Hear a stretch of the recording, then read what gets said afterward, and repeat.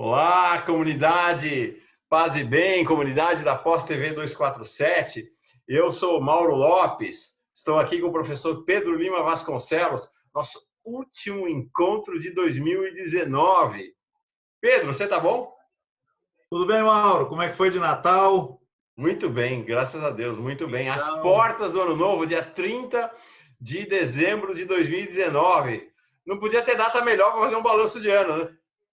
que venha 2020, né? E, claro, finalzinho de 2019, uma boa oportunidade para olhar para trás, ver o que aconteceu, né? Relembrar e somar energias para 2020 que vem por aí.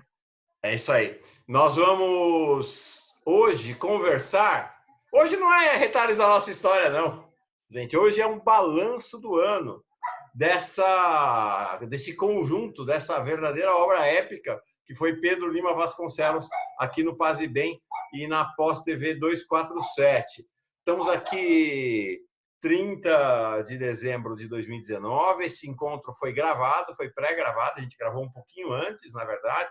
Já estamos em plena temporada aqui em Bertioga, então dá para ouvir aí, tem uma cachorrada latindo, tem gente conversando, mas acho que a gente vai ter tranquilidade para fazer a nossa conversa. A minha varanda, a minha casa é a primeira da vila, então quando o pessoal entra, e não mora ninguém aqui, só eu, moro sozinho nessa vila aqui, tem umas 12 casas, quando chega a temporada, aí vem a gente, né? Mas não vai atrapalhar não, vai ser um bom fundo musical para a nossa conversa. A ideia hoje é fazer um balanço do que foi este ano do curso Canudos, o Belo Monte de Antônio Conselheiro, e do Retalhos da Nossa História, e mais algumas outras participações do Pedro aqui no Paz e Bem e na Pós TV 247 também. Foi um ano muito impactante, para usar a palavra que o presidente Lula gosta, na vida tanto do Pedro quanto minha e acho que de todo mundo que participou do curso. O presidente Lula também foi bem impactante para ele, tanto o curso de Canudos quanto o curso Retalhos da Nossa História. A gente achou que cabia fazer um bom balanço. Olha só, gente, olha o que a gente aprontou esse ano. O curso de Canudos, que era para ter 8 aulas, acabou tendo 11. Culpa do presidente Lula, que começou a cutucar a gente e pedir mais esclarecimentos. Chegamos a 11 aulas. Nós tivemos, até agora, do curso Retalhos da Nossa História, 34 aulas. Estamos ainda no século XIX, nem chegamos no século XX. 34 aulas. Nós tivemos 2 encontros sobre fundamentalismo. Isso quer dizer que nós tivemos, num ano que tem 52 semanas, no ano, tem 52 semanas, nós tivemos nada menos que 47 encontros. 47 encontros. Como dizem os gaúchos, uma barbaridade, tchê. Negócio impressionante, realmente. Não existe curso acadêmico, não existe curso do ensino médio, não existe curso nenhum com uma constância, uma frequência tão grande quanto essa. Então, foram 47 encontros no ano que tem 52 semanas. Realmente muito forte. A gente bateu na porta, apresentando nossos cursos semanalmente, quase toda semana, ao longo de 2019. E olha que a gente não começou em 1º de janeiro, não. Então, realmente teve semanas que a gente teve 2 encontros, 2 aulas. O curso de Canudos começou com 2 aulas semanais. Então, por isso que a gente chegou também tão perto de 52 encontros, tão perto, quase como se a gente tivesse feito um por semana ao longo de todo o ano. A gente não imaginava que fosse dar esse samba todo, né, Pedro? Não só a gente não imaginava essa quantidade, né? Eu me lembro que a gente fez um roteiro para os retalhos, né? Eram uns 30 temas, mais ou menos. Agora já estamos em 34 e mal passamos a metade do século XIX, né? Até a gente chegou a anunciar o quebra-quilos, né? Ele vai ficar para o ano que vem. Exatamente. E ainda tem todo o século XX pela frente, né? Aproximando, né? Fazendo a aproximação com o nosso tempo, né? Com o nosso momento, com os desafios de agora. Enfim. E sem contar, né, Mauro? Tudo que daí também se desdobrou, né? Sim. Em tantas outras Nosso iniciativas. livro, né? Sobre Lula e a espiritualidade.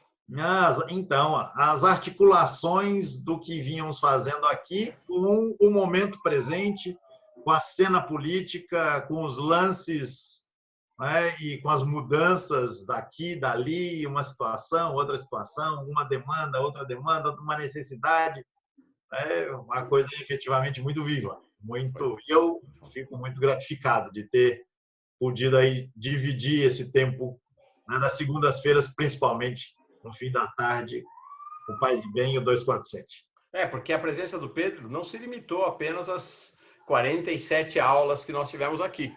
Tem a presença dele no livro Lula e Espiritualidade, tem a presença dele nos lançamentos do livro, tem a presença dele no encontro da Pós-TV 247, da comunidade 247, na verdade, lá em Recife. Então, como ele falou, foram se multiplicando os momentos de presença do Pedro e desse espírito todo, né, caduco, desse espírito daquilo que o Lula nos chamou, nos convocou, que é registrar, relatar, retratar, sentir a história das lutas do povo brasileiro, da sua espiritualidade, da sua jornada, da sua caminhada. O Pedro tem sido o grande condutor da gente nesse processo. Vamos fazer o balanço disso, né, Pedro, agora? Vamos começar por Canudos? Eu começaria com alguma coisa, se você me permite, alguma coisa que, de alguma maneira, antecede, ou pelo menos coloca o grande cenário dentro do qual tudo isso se desenrolou. Perfeito. Que é o fato de que tudo isso acontece em pleno 2019. Um ano absolutamente inusitado, inclusive para os mais pessimistas. E eu tendo a ser visto como alguém que é pessimista, né? Mas mesmo os mais pessimistas, talvez isso tenha produzido muitos impactos, né? Nós estamos fazendo isso, né, essa jornada toda em plena vigência de um governo de corte neofascista, né? E que não esconde essa sua face e não teme, né, fazer as afrontas e as investidas em vários campos ao mesmo tempo, né? Então, uma conjuntura que é marcada, né, por essa avalanche neofascista que tem nos seus ingredientes, entre os seus ingredientes, uma dose inusitada de mediocridade, né? E uma mediocridade associada com a arrogância, né? Temperada com a pretensão de redefinir o formato da roda, né? Então, é um ministro que pronuncia uma frase em tupi-guarani, depois cita alguma coisa em grego e outra coisa em latim, para depois afirmar que a Terra é plana. É uma soma assim, que mesmo o mais pessimista não esperava, né? Como nós estamos falando de história, da história brasileira, etc., então a gente não pode deixar de salientar, nesse contexto, então, esse tom anti-intelectual, né, que tem marcado a atuação de figuras que deveriam estar no compromisso mais de vanguarda com a educação, com a cultura. Então, você tem a demonização de um Paulo Freire, a desqualificação de outros intelectuais, né, vindos do mundo da esquerda, com um mínimo de sensibilidade para com as questões da vida da sociedade. É nesse contexto, né? A figura de Paulo Freire era emblemática, né? Pela demonização a qual ele vem sendo submetido de maneira contundente, né? E ainda, se eu acrescento esse detalhe, uma postura negacionista em relação a coisas que são evidentes em relação à nossa história. Nós aprendemos esse ano, Mauro, você deve ter levado um susto quando aprendeu isso, que os portugueses não colocaram os pés na África. né? Mas os portugueses nem colocaram os pés na África. Os africanos vieram para o Brasil a nado. Eles viram as caravelas passando, eles saíram a nado, apavorados, desesperados, peguem-nos, levem-nos para o outro lado do Atlântico. Ou seja, é nesse contexto, né, marcado por esses tons, e a gente poderia acrescentar tantos outros aqui, que começou essa nossa jornada, né, que tinha sido definida previamente, né, o nosso curso sobre o Belo Monte de Antônio Conselheiro, a gente tinha combinado no fim de 2018. A gente nem imaginava esse cruzamento, né, e a densidade que, no fim das contas, esse cruzamento haveria de adquirir. Então, esse mar revolto do governo neofascista, negador de evidências da história, anti-intelectualista, perseguidor da academia, né, da universidade. Basta ver agora essa medida provisória que foi oferecida como presente de Natal, né, para a sociedade brasileira, né, interferindo na autonomia universitária, enfim. Nesse contexto que nós nos pusemos aí, né, a discutir o Brasil, as questões do povo, as lutas do povo brasileiro nessa jornada. Mas eu queria falar, para contar para vocês, se o Pedro nos dá esse grande contexto, que serve para introduzir o tema de Canudos, eu acho que valia a pena contar para você, partilhar com toda a comunidade, o pequeno contexto, que é o contexto relacional, Pedro e meu. Começa o Paz e Bem começou em 13 de novembro de 2018, e acho que logo na primeira, segunda, terceira semana, o Pedro teve notícia do Paz e Bem. Foi isso, né? Foi logo no comecinho, né, Pedro? Foi logo, foi ali entre novembro e dezembro que a gente alinhavou tudo. Acho que no início, já logo no começo, o Pedro, talvez por conta até da TV 247, olhou e falou, ué, mas e esse Mauro aí? Não é? E aí já me procurou, o Pedro foi meu professor na Escola Dominicana de Teologia, EDT, extinta EDT, já nem existe mais. Ele foi meu professor de teologia e foi também colega de minha mãe na PUC de São Paulo, como professor na faculdade de filosofia, né, que vocês davam aula. Era o então Departamento de Teologia e Ciências da Religião da PUC. Isso. Ele foi professor com minha mãe lá e foi meu professor. E me impressionou demais o Pedro quando deu aulas para mim, porque ele era professor de Bíblia. E ele sentava e começava a ler a Bíblia e ele apresentava na sala de aula uma Bíblia que nos era absolutamente desconhecida. Ele ia lendo os textos, ia fazendo a interpretação, né, grudada na história e com base numa série de referências históricas, que foi desconstruindo para aquela sala de aula. Eu era o mais velho da sala de aula, uma molecada, né, em geral a maioria caminhando para ser padre, e que Pedro ia desconstruindo toda a narrativa tradicional da igreja em relação ao texto bíblico. Fantástico, me impressionou demais. Tanto que quando o Pedro me procurou inicialmente, olha só, gente, inicialmente nós pensamos em alguma coisa vinculada à Bíblia. Né? Lembra, Pedro?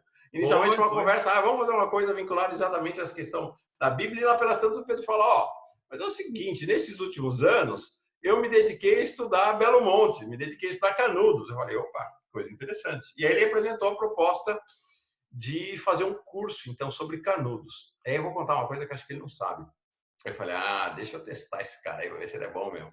Aí eu falei para ele, Pedro, faz um projeto aí. Vamos pensar em um curso de 8 aulas, faz um projeto aí, faz uma ementa das 8 aulas para a gente ver se isso, né, se tem consistência, se vai em frente e tal. Eu falei, se o cara é bom mesmo, ele vai apresentar. E o cara trouxe.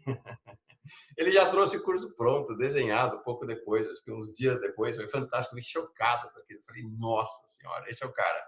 Esse é o cara. E aí, de fato, a gente fechou no final de 2018 e começamos logo ao início de 2019 o curso de Canudos Belo Monte, com a ideia de registrar não a história do Brasil, não a história do povo brasileiro de maneira geral, mas registrar a inserção da espiritualidade popular na história do país. Acho que essa foi a ideia original, que é a história que permeia também o curso dos retalhos. Então, o curso começou como um projeto de 8 aulas, que acabou se estendendo para 11. Bom, encerrei. Esse é o pequeno contexto, vamos dizer assim, o contexto pessoal. Para completar um detalhe, o momento que eu localizei você, eu não tenho exatamente na lembrança. mas eu me recordei onde eu achei você, então, eu não sei, eu conheço. E eu associei com alguma coisa ligada à pastoral na Arquidiocese de São Paulo. Devia ter se cruzado em algum lugar, eu associava você com o Júlio Lancelotti. Isso. Eu fui missionário da Pastoral do Povo da Rua. Pois é, eu associava ali e eu achei o seu endereço eletrônico num site que você tinha, num blog que você tinha. Caminho para casa. Caminho para casa. Caminho para casa, que antecedeu o Paz e Bem. Eu exatamente. Durante alguns anos. Foi aí que eu te achei. Exatamente. Eu te escrevi. É legal, fantástico. Foi. Vida boa. Vida de convergência. É, exatamente.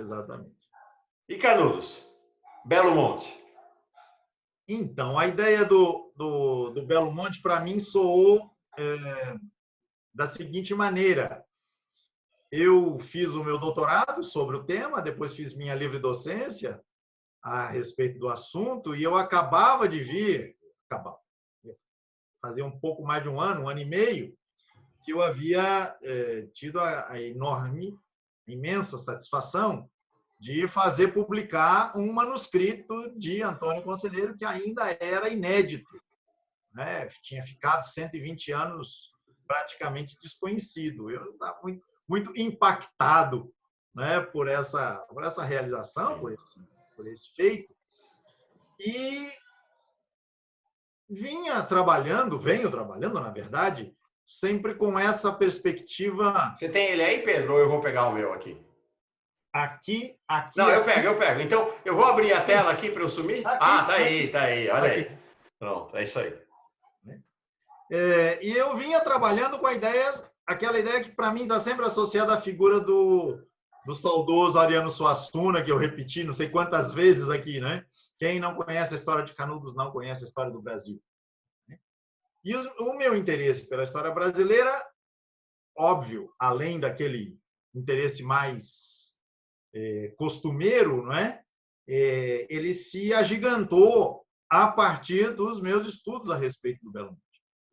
Então, quando eu fiz a sugestão, vamos pensar um tema sobre o Belo Monte, Antônio Conselheiro, isso tinha a ver ali com as conversas que nós nós fazíamos naquele momento, e que tinham a ver com as preocupações suas, tanto no Paz e Bem quanto no 247. Uhum. Eu entendia que o tema do Belo Monte é um tema desafiador, seja para quem quer entender o Brasil, seja para a própria esquerda, na medida em que esse componente, vamos chamar de religioso, que atravessa, né, a constituição e a significação do Belo Monte, continua a constituir-se um desafio para nós da esquerda, né? E eu fiz a proposta a você por conta disso. Legal. O tema do Belo Monte está consagrado, né, como uma expressão fundamental, né, das lutas históricas do povo brasileiro por vida, liberdade, dignidade, etc. Mas esse componente do religioso que articula essa utopia, né, esse é um elemento complicado, permanece complicado, né, para nós da esquerda. Então, foi nesse sentido que eu fiz a proposta a você. Você me dizia, então, me apresente o projeto, tome o projeto, vamos lá. Sim, fantástico. Veio acontecer. O curso, nós não vamos fazer aqui a memória do curso de Canudos, né, Pedro? Não vamos fazer. Não dá para isso. Então, mas assim, no canal Paz e Bem, se você está assistindo pela Pós TV 247, dá um pulo no canal Paz e Bem, a gente tem uma playlist do Pedro Lima Vasconcelos para o curso Canudos, o Belo Monte de Antônio Conselheiro, que estão as 11 aulas organizadinhas ali. Você pode assistir cada uma das aulas. Depois eu conto, no final nós vamos contar do que vem para 2020. Aí 2020 você não vai poder apenas assistir, você vai poder ler também, mas a gente conversa sobre isso no final do nosso encontro. Uma questão que parece importante, Pedro, é a presença do presidente Lula ao longo do curso, como ele vai se envolvendo com o curso, ele começa a nos escrever, pede para que enviemos para ele o livro que deu base ao curso, que é outro livro do Pedro, sobre... Tá aí, é isso aí.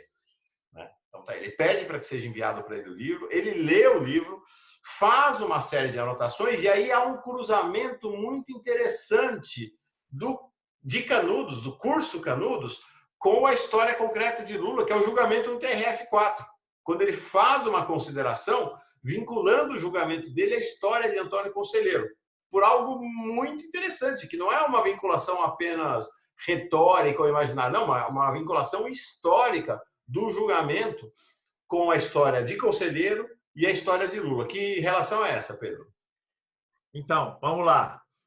Se não me engano, eu também estava recuperando um pouco essas memórias. Se não me engano, Lula acaba tendo contato com o curso quando ele está ali no seu terceiro ou quarto encontro. Isso.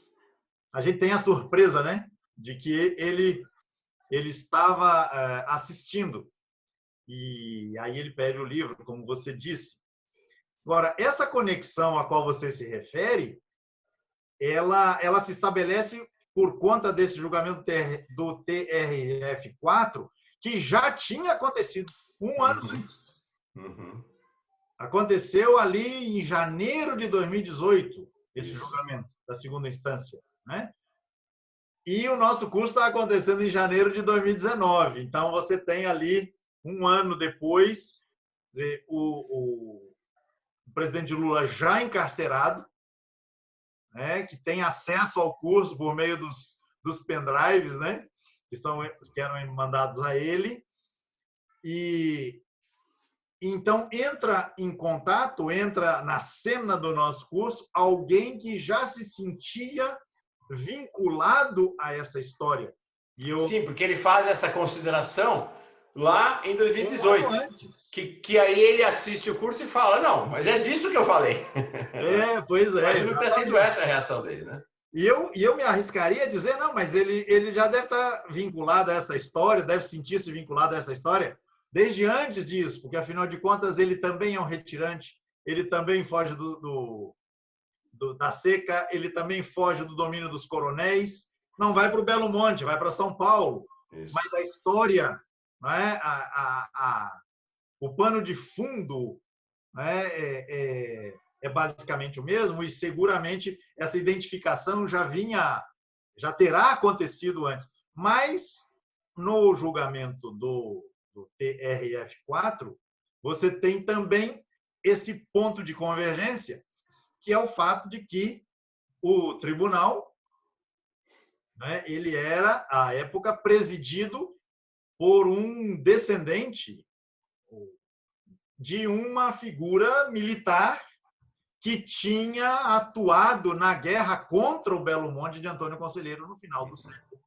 XIX, né? O desembargador Thompson Flores, e então descendente, sobrinho, trineto, alguma coisa assim, né? De uma figura de patente destacada no Exército Brasileiro no final do século XIX com o mesmo sobrenome, né? E Lula se sai com uma frase... Coronel Thompson Flores, se eu não estou enganado. Se não me engano, é coronel. E Lula se sai com uma frase, né, um parágrafo antológico que o pessoal quis criticar porque não era exato no detalhe. O fundamental era o recado, né? Este desembargador é parente, descendente daquele militar que invadiu Canudos e matou Antônio Conselheiro. Né? Os dados exatos são outros, mas o importante é isso, né? É a luta contra o povo, né? Uhum. E você se gloria de alguém que fez isso, né? Que agiu desta maneira contra a gente mais vulnerável do próprio povo. Mas ele continua, talvez ele, o desembargador de hoje, ache que eu sou um cidadão de Canudos e queira acabar com a minha viagem. Né? Pensando que nesse tempo o Lula estava fazendo algumas das suas caravanas. Uhum. Ele quer, então, acabar com a minha viagem. Essa expressão, acabar com a minha viagem, tem muitas significações possíveis. É muito bonito, inclusive. Inclusive porque as caravanas estavam sendo motivos de agressões, né? Sim. Ataques, apedrejamentos dos ônibus e aqueles movimentos para impedir que o ônibus entrasse em outra cidade. Né? Então, a frase assume também uma conotação bastante dramática. Enfim, Lula também entende, né, na esteira do que Suassuna sugeria, que o episódio de Canudos não é um episódio qualquer na história brasileira, muito menos um capítulo na biografia de Euclides, como dizia, né, o saudoso Calazans, né, é alguma coisa que faz entender, inclusive, as agruras do momento social e político, né, que estamos vivendo hoje. E aí o envolvimento dele com o curso, enfim, deu a ele, ao curso, uma amplitude, né, um alcance, uma repercussão que nós não podíamos esperar, né? Não podíamos nem imaginar. E aí a gente vinha conversando, Pedro, né? A gente já se aproximava do final do curso e víamos conversando. Bom, o que nós vamos fazer quando acabar o curso? E a gente vinha pensando, né, em continuar a falar um pouco da história do Brasil. Enfim, estávamos ali fermentando uma ideia. Quando nos chega um pedido do presidente Lula. Que pedido foi esse, Pedro? De que justamente fizéssemos com outras situações, com outros processos, com outros eventos, outros movimentos da história do povo brasileiro, o que estávamos fazendo ali com o Belo Monte de Antônio Conselheiro e sua gente. Então, isso deu origem ao curso Retalhos da Nossa História. Da nossa história, exatamente. Exatamente. E aí é uma curiosidade interessante, que o presidente Lula não consegue acertar o nome do curso nenhuma vez. Ele falou do curso... Retratos do Brasil, retratos da nossa história. Legal. Ele falou em várias entrevistas, ele falou sobre o curso e sempre nomeando o curso. Mas achei muito interessante, porque esta nomeação que ele faz do curso representa uma apropriação dele, né? Ele se apropria do curso como algo do qual ele é protagonista, né? E, de fato, ele foi um protagonista fundamental no lançamento do Retalhos. Né? E eu tenho a impressão, Mauro, fiquei pensando em uma certa época, que o uso que ele faz da palavra retrato para intitular o curso, talvez tenha a ver, talvez possa ter ligação com um dado que nos foi oferecido de presente, assim, pelo Samba Enredo da Mangueira. Que é a busca do Brasil que não está no retrato. Então, fazer outros retratos, amplificar, complexificar o retrato que fazemos do Brasil. Né? Vamos lembrar que a primeira aula do curso é exatamente o Samba Enredo da Mangueira. Né? Exatamente. E essa expressão, né? O Brasil do avesso, o Brasil que não está no retrato, né? Foram expressões que reapareceram, né, ao longo do nosso percurso, né, dando a marca, né, que a gente quis e conscientemente definiu que seria a conduzir os nossos caminhos aí ao longo desses anos. E é muito interessante que o Samba Enredo da Mangueira faz, de certa maneira, a mesma conexão que Lula havia feito em relação a Canudos, né? Porque o Samba Enredo da Mangueira vai falar dos cariris, vai falar dos mains, vai falar... Dos malês. Hã? Dos malês. Dos malês. E aí ele vai dizer da Marielle. Então, a mesma atualização que Lula faz da história de Canudos com a história pessoal dele, o Samba Enredo da Mangueira faz em relação a Marielle. Né? É muito interessante. Exatamente. Muito forte. Mains, Marielles, malês. É isso aí. Muito interessante. É o que você queria destacar desse? O que você destacaria para nós dessa primeira etapa do curso aí de 34 histórias, de 34 encontros? Bem, Mauro, eu não vou destacar um encontro ou um outro encontro, porque todos eles, para mim, foram oportunidades ímpares de buscar, de ler, de reler, de ir atrás de informações que eu não tinha. Para mim, foi uma oportunidade, ao longo do ano, né, de um aprendizado imenso, imenso. Terminando, inclusive, com a leitura de um livro que tinha acabado de ser lançado, sobre a greve, né, dos ganhadores e das ganhadeiras, né, de Salvador ali na década de 50 do século XIX. Que é uma característica tanto de Canudos, mas sobretudo do Retalhos, é um curso aberto, né? A gente começou com uma programação, como o Pedro falou, ao redor de 30, já chegamos em 34. Nós não obedecemos rigorosamente a programação. Na medida em que a comunidade foi sugerindo temas e que as investigações do Pedro foram trazendo novos temas, a gente foi ampliando, foi abrindo a programação do curso. Achei muito legal isso também, né? Ah, e o Lula ainda chega, quando chegou no estado dele, na província dele, agora tem que parar aqui, eu quero saber mais desse tal de Padre Roma, e o Abreu e Lima, e não sei mais o que, fizemos uma série ali, né? O curso dos malês também, aliás, o tema dos malês também se desdobrou para a gente pensar um pouco mais a presença islâmica no Brasil, esse Islã popular, esse Islã negro, né? Aliás, o que redundou também numa conversa no Paz e Bem, né? com amigos muçulmanos. Sim, com o Raj Mangolin, nosso grande Exatamente. amigo. E que vai propiciar um curso sobre o Islã agora em 2020. Exatamente, exato.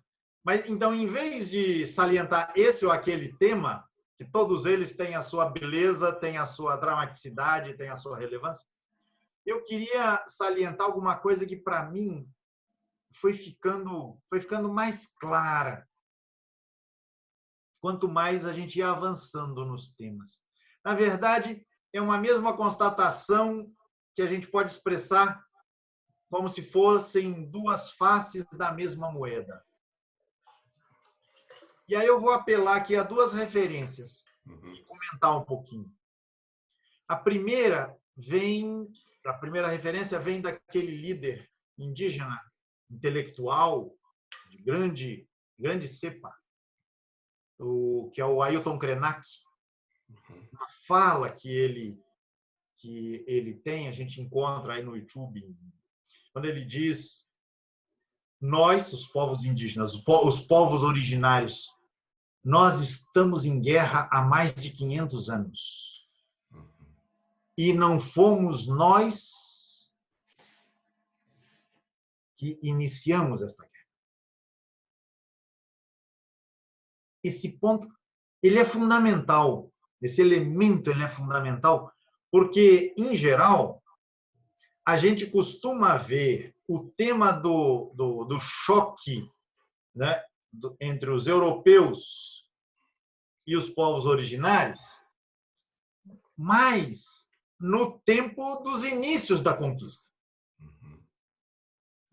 Não sei se você partilha dessa observação. Sim. Essa constatação. A gente vê o encontro dos europeus com os indígenas ali, em torno de Colombo, de Cabral, das primeiras expedições. E quanto mais a história avança, mais a presença dos povos originários ela vai rareando. E a gente não se dá conta de por que ela vai rareando. É porque a guerra continuou, ela não se acomodou ou ela não se contentou apenas com as primeiras investidas para a ocupação do território. Não, ela continuou. E 2019 veio trazer a evidência cabal. Ela continua. Então, esse elemento, para mim, ele foi ficando cada vez mais candente, cada vez mais impactante. O que acontece em 2019 no governo Bolsonaro? Pois é. Nunca tantos líderes indígenas foram assassinados no país. 9, não é pessoas do povo originário, não, lideranças indígenas, 9 líderes indígenas. Em 2018, sabe quantos tinham sido assassinados? 2. Pulou para 9. É a guerra, né? É a guerra. Sim, e além do número, né? Então você sobe aí 4 vezes, mais de 4 vezes, né?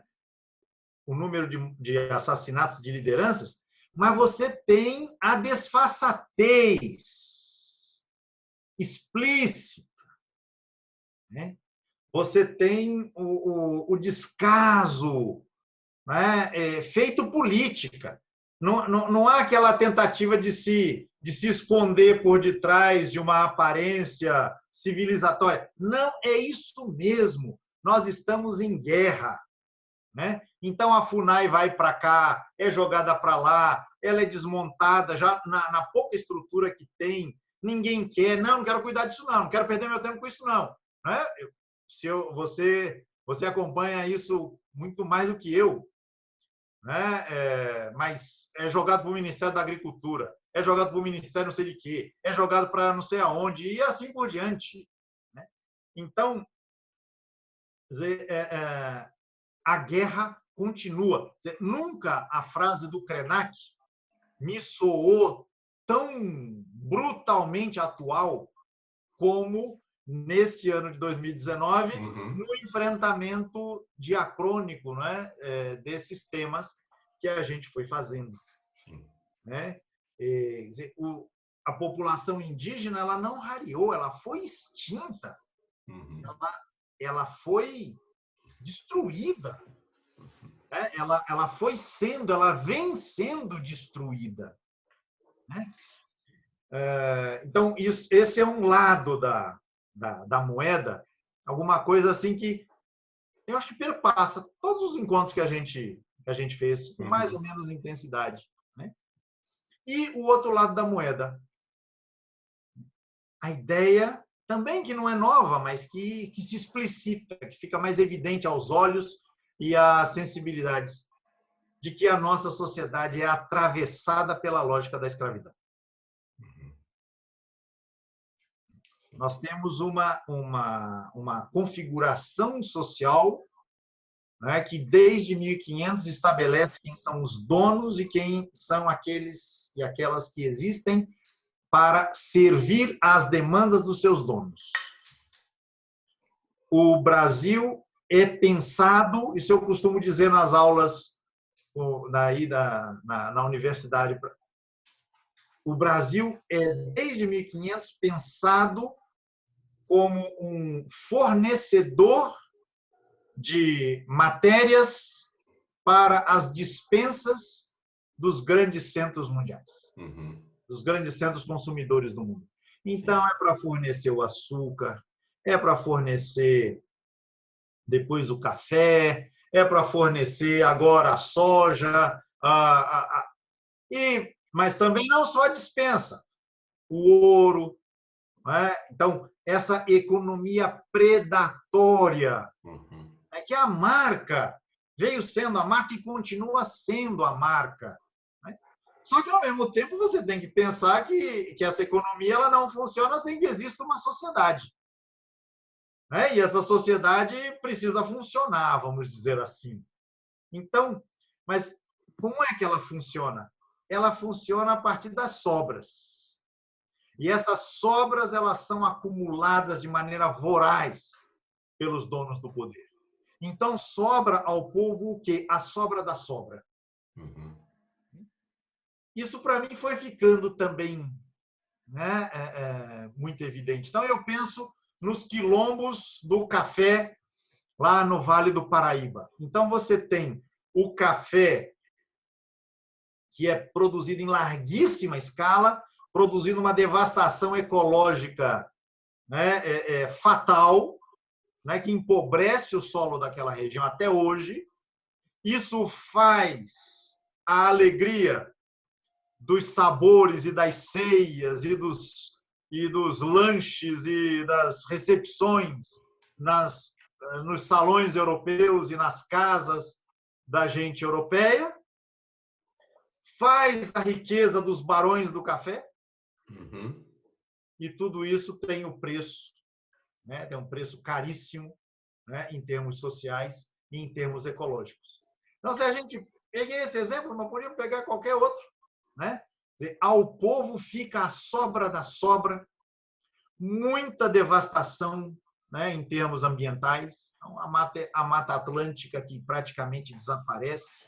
Né? E aí, 2019, mais uma vez, com esse absurdo que foi o direcionamento político que foi impresso, né? Então, você tem a liberação para a plantação de cana no Pantanal, a liberação da plantação de cana, né, na Amazônia, o desmatamento na Amazônia que cresceu sei lá quantos %, para a vergonha do Brasil em toda a cena internacional, e os nossos governantes dando risada. Né? O Bolsonaro vindo fazer piada, né? Que se o preço da carne está alta, vamos criar gado em terra indígena. Né? Pois é. Então, Quer dizer, é a disfarçatez e o absurdo tornados política. Sim. Isso vem para os nossos propósitos aqui evidenciar como esta lógica que constituiu o Brasil desde 1500, ela permanece em plena vigência. Sim. O Brasil está quer dizer, estamos nós, os povos originários, em guerra desde 1500 e não fomos nós que começamos a guerra. Sim. E essa lógica da escravidão, né, que mudando os nomes, mudando os modos, mudando os termos, né, faz com que ao povo sobre apenas a sobra da sobra. E quando faltar, não tem. Então, o preço da carne, então, Feliz Natal, apesar de você não poder comer carne. Quer dizer, se debocha em cima da privação imposta ao povo. Sim. Isso não faz sentido se a gente não olha o que nos constituiu historicamente, né? Agora, você está trazendo uma maravilha, né, Pedro, que é uma realocação na história do país dos povos originários e do povo preto, que veio feito escravo lá da África. Né? E você... Veio nadando. Pois é. Você tem uma revalorização, uma realocação, efetivamente, do lugar, portanto, estamos falando do lugar que ocupam os povos originários e essa fantástica multiplicidade dos povos pretos e pretas que vêm da África, né, porque são vários povos que vêm da África, na trajetória do Brasil. São grandes heróis da história do povo brasileiro. Então, também todo esse desprezo, toda essa maneira vil com que, por exemplo, são tratados os quilombos pelo governo Bolsonaro, os quilombos, ao longo do curso Retalhos da nossa história, foram se revelando para nós como momentos altos da resistência, da história do povo brasileiro, e que deveriam ser destacados com enorme magnitude, por exemplo, no currículo das escolas do país. Resistência e, se você me permite, a criação de alternativa. Pois é. Hoje eu escutava alguém dizendo que passou a hora de só resistir, é necessário combater. José Dirceu. José Dirceu, pois é. Essa frase é emblemática para o momento que a gente está vivendo, né? Então, para mim também foi ficando mais candente essa constatação de que, por exemplo, os quilombos não foram só resistência. Eles foram indicações de alternativa, de alternativas viáveis. Palmares durou mais de 100 anos. Né? O Belo Monte não durou mais de 4 anos, não foi porque ele implodiu. Ele foi destruído a ferro e fogo. Com a experiência da cabanagem no Pará. A cabanagem, enfim, tantos e tantos exemplos que a gente teve, né, nos retalhos, me fizeram dar nova significação ao próprio título do curso, Mauro. Porque, veja, né, você me brindou com aquele vídeo do Zé Vicente cantando, né, o ofertório do povo, né, de onde vem essa expressão. Né? Agora, recorde comigo a estrofe.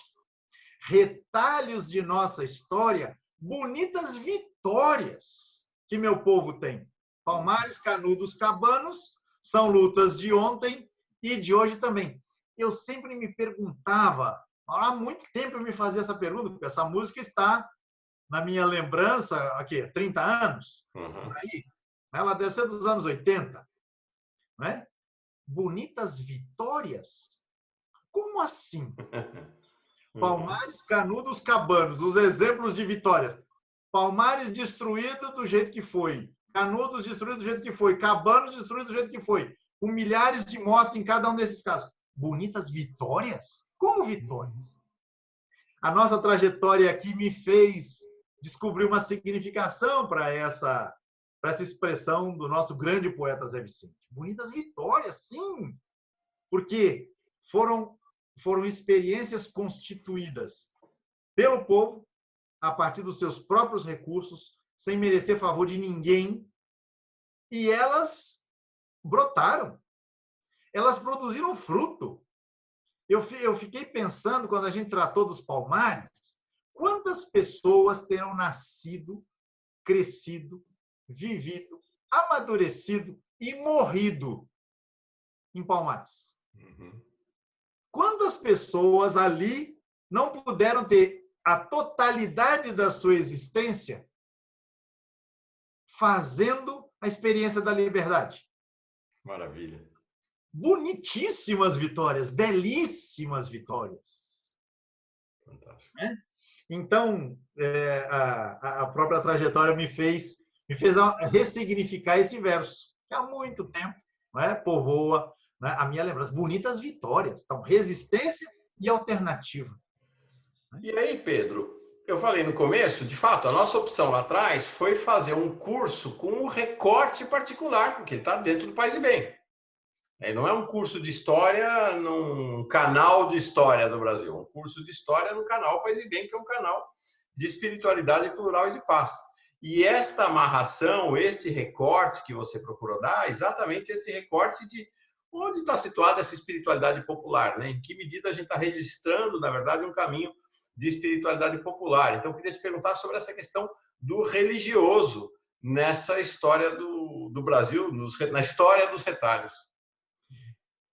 Ótimo, porque essa é uma tônica, né, que conscientemente a gente combinou, né, a gente acertou que deveria marcar o nosso trabalho, não só nos retalhos, mas já lá no Belo Monte. Né, no Belo Monte de Antônio Conselheiro, tratar de recuperar, né, essa faceta que atravessa, né, a trajetória do povo brasileiro nas suas múltiplas expressões, nos vários momentos da história e das suas lutas. Por quê? Seja porque esse é um recorte fundamental do 247, do Paz e Bem especificamente, seja porque ele é um desafio para a nossa comunidade 247, Sim. Vinculada ao ideário de esquerda, né? E a gente falava disso, né? Esse é um desafio que nós da esquerda temos, né? Enfrentar esse tema da religião popular, né? Com a densidade, com o respeito, com a reverência que esse tema exige, sem o que a gente não dá conta de enfrentar, inclusive, dilemas que nós temos hoje, né? Como é que nós lidamos com o fato de que foi o mundo popular neopentecostal que, afinal de contas, deu a vitória, né, a Jair Bolsonaro. Né? Não há como escapar, não tem como a gente dizer, não, isso foi um acidente. Não, isso é uma marca. Isso significa que a gente vai demonizar o neopentecostalismo? Né? Isso seria um suicídio, seria um tiro no pé, se a gente fala em termos estratégicos. Mas não só, é muito mais do que isso. Para nós que queremos efetivamente uma sociedade em que caibam todos e todas de maneira livre, de maneira democrática, com respeito às suas escolhas, né, de todas as ordens, o elemento religioso não pode ser ignorado e não pode ser visto também como uma capa, né, que adorna ou que encobre, que esconde, que cimenta. É muito pouco tratar a religião no prisma do que é a ideologia, né, para pegar esquemas, né, às vezes muito quadrados, com os quais o tema da religião tem sido abordado. Então, efetivamente, e aí sempre me vem à lembrança a fala de um dos nossos melhores antropólogos, que é o Carlos Rodrigues Brandão, em que ele diz: os levantes populares no Brasil foram levantes de devotos. Devotos e devotas. E aí a gente precisa saber devotos de quem?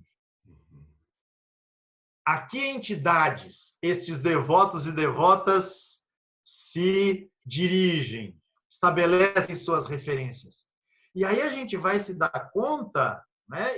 E o nosso percurso tem procurado, vai continuar procurando dar conta, na medida do possível, dessa faceta, a gente se dá conta de um multiverso, para usar uma palavra que você gosta, um multiverso religioso fantástico, né? que caracteriza, né, a história brasileira.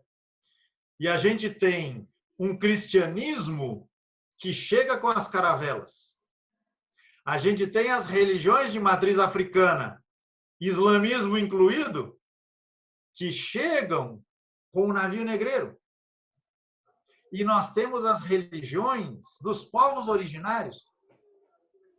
E não é possível pensar que houve uma convergência, né, dessas tradições de origens diversificadas. Houve muito choque, houve muito combate, houve sincretismo também, houve hibridismo, houve intercâmbios.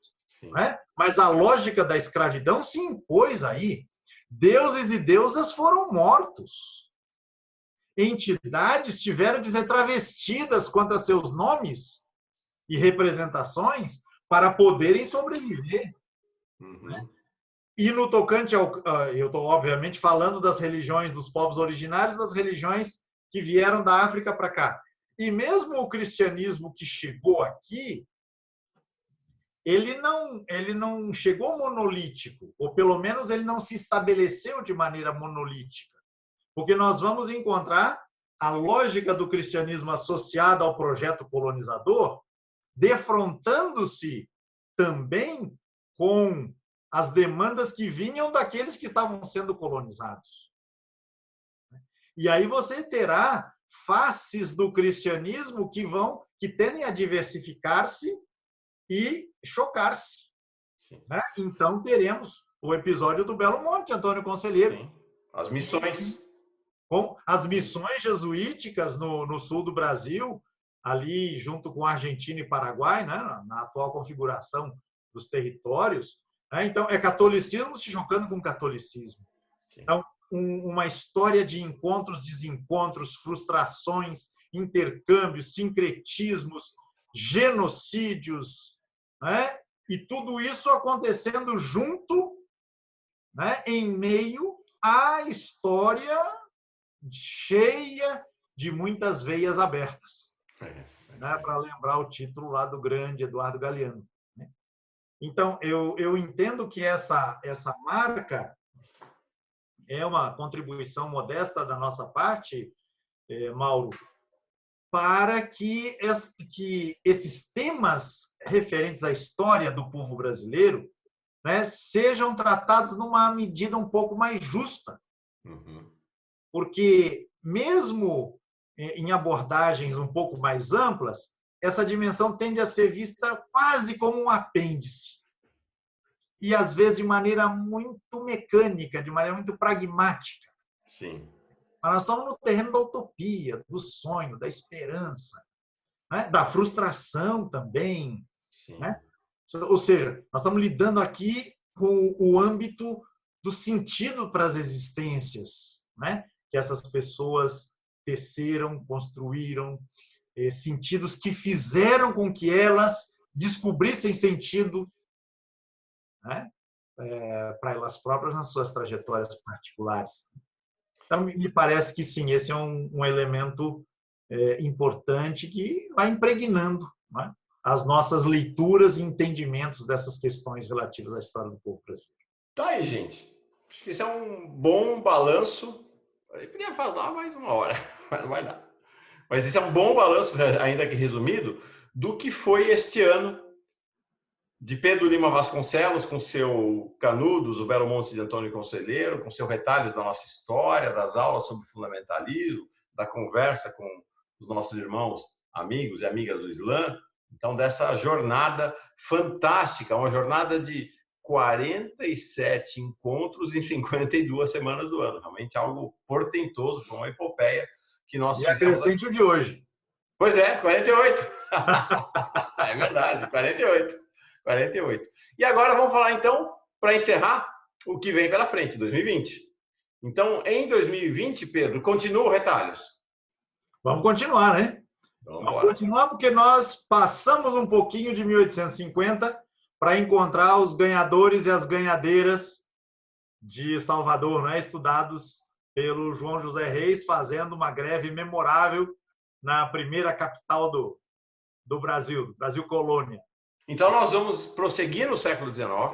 Agora, a partir de 20 de janeiro, nós retomamos os retalhos da nossa história. 20 de janeiro, segunda-feira.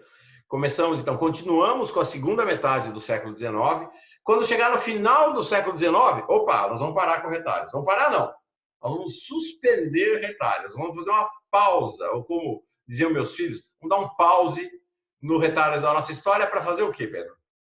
Então, aí deveremos estar nas imediações do Carnaval, e o Carnaval, mais uma vez, servirá para nós de inspiração, porque, de novo, a Mangueira vem, e vem com muito samba no pé, e vem com um tema, né, espetacular, que é o da figura de Jesus. Uhum. Esse é outro aspecto também, né, Mauro? A figura de Jesus, ela esteve muito em evidência, né, no nosso ano de 2019, porque, para falar em termos da oficialidade, nunca se apelou tanto a Jesus e se apontou na direção contrária a tudo aquilo que ele tratou de realizar na sua trajetória histórica, né? E com um curso sobre a figura de Jesus, nós vamos trazer para o centro do debate uma questão fundamental, que é a figura disputada de Jesus. Exatamente, exatamente. E a Mangueira já vai trazendo isso já na letra, né, do seu samba enredo, e a minha proposta é que a gente comece, então, né, ali a partir do Carnaval, com uma conversa sobre a letra do samba enredo da Mangueira e faça uma série de encontros sobre esta figura tão disputada, né, como é a figura de Jesus, já no seu próprio tempo. Então, voltar lá no tempo da história de Jesus, ele não, como dizia um professor meu, ele não morreu de morte morrida, né, ele morreu de morte matada, né, e isso por si só já é alguma coisa tremendamente importante, né? A morte que os romanos davam, o imperialismo romano dava aos subversivos daquela época, né? Então, uma série, aí vamos definir quantos encontros, né, Mauro? Vamos. Sobre a figura de Jesus, né? Ali olhando o tempo de Jesus e depois algumas repercussões de Jesus ao longo do tempo. Uhum. E depois retomamos retalhos, é isso? Exatamente. Já no século XX. Aí voltamos para o século XX. Aí vão ter uma sequência de encontros dos retalhos sobre as lutas do povo brasileiro, a espiritualidade do povo brasileiro no século XX. Serão vários encontros sobre o século XX. Nós temos uma trajetória riquíssima ao longo do século passado, né, adentrando o nosso século. E aí, pois é, e aí vamos encerrar com o mais atual possível. Vamos ver se, dependendo do que acontecer, a gente pode encerrar com uma aula sobre um evento da semana anterior. Pois é.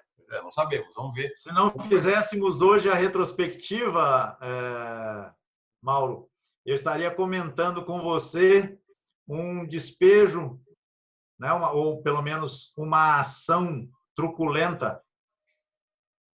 A gente não sabe ainda direito se são policiais ou se são milicianos, aqui em Alagoas, contra um acampamento do MTST.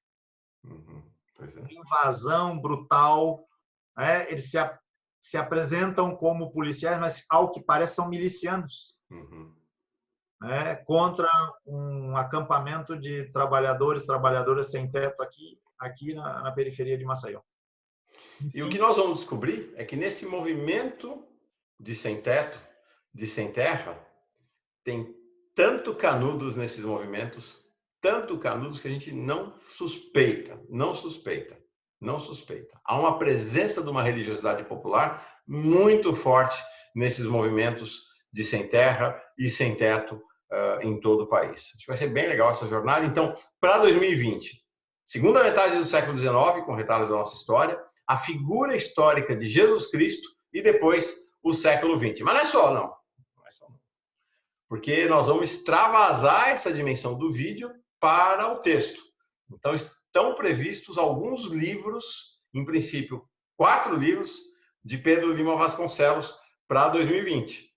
Um livro sobre Canudos, o Belo Monte de Antônio Conselheiro, então é um livro com o curso de Canudos, e depois estamos definindo com o Sálvio Nienkutter, da Cotter Editorial, parceira da editora 247, se faremos, mas muito provavelmente faremos 3 livros. É o curso Retalhos da Nossa História, mas ele será talvez dividido em 3, não 3 livros, 3 volumes talvez, né, Pedro? Isso. Essa é a primeira ideia, né? Perfeito. É isso aí. Então, 2020 vai ser cheio. Muito, muito. Legal. Que venha ele. É isso aí. Legal, Pedro. Gratidão grande. Acho que de toda a comunidade, né? Você virou uma referência na comunidade. Semana passada fiz na sexta-feira. Agora, sexta-feira. Fiz um encontro com o Leonardo Atush sobre esse filme Dois Papas. Super recomendo para todo mundo que assista. Até coloquei, já subi no Paz e Bem também. Então você pode assistir tanto na Pós TV 247 quanto no canal Paz e Bem essa conversa nossa sobre o encontro dos dois papas. E eu dei outra. Leonardo Atush falou dos livros de Pedro Lima Vasconcelos como livros fundamentais para pensar 2020 na editora 247 em parceria com a Cotter Editorial. Vamos estar juntos, né, em 2020. Com certeza estaremos juntos. Eu também quero expressar, Mauro, nessa nossa despedida, minha gratidão a você, a equipe Paz e Bem /247, né, pelo intercâmbio estabelecido, pelas inúmeras oportunidades de troca de ideias, enfim, de convivência, né? Pudemos nos encontrar 2 vezes nesse ano, assim, ao vivo e a cores, em 3 dimensões, como o pessoal fala, né? Em Recife uma vez e outra aqui em Maceió e Recife, né? Pudemos conviver um pouco e muita troca de informação, de dados, de referências. Eu agradeço muito por a densidade de tudo que foi possível construir e que venha 2020. É isso aí. Eu espero andar pelo país com Pedro Lima Vasconcelos para acompanhá-lo no lançamento dos livros todos. E se tudo der certo, nós vamos lançar o livro do curso de Canudos lá, em Canudos. Quem sabe até com o presidente Lula. Vamos ver. Já apareceu essa possibilidade, esse convite. Vamos fazer acontecer. É isso aí. Gente, grande abraço para todo mundo, né, Pedro? Eu quero te abraçar também, te abraço. Você, Tassiana, toda a sua turma aí, toda a sua família, sua turma aí em Maceió. Grande alegria do nosso encontro. Muito obrigado em nome meu, de Tassiana, do meu pessoal que você pôde conhecer aqui. Sim. Enfim, foi um prazer imenso. Legal. E valeu, gente. 2020 nos aguarde que vamos firmes e fortes. Abre alas aí que nós vamos passar. Paz e bem, gente. Paz e bem. Um grande abraço a todo mundo. Feliz 2020, com muita garra para resistir e combater, como então nos convoca o Zé Dirceu, né? Porque 2020 vem desafiador. É isso aí. Paz e bem. Paz e bem.